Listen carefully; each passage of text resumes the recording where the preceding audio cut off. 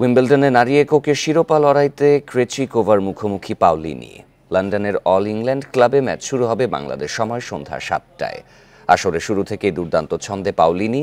সেমির আগ পর্যন্ত কেউ তেমন পাত্তা পাননি এই ইটালিয়ান তারকার কাছে। জমজমাট এক লড়াই শেষে ক্রোয়েশিয়ার দোনা ভেকিচকে হারিয়ে প্রথমবারের মতো ফাইনালে তিনি।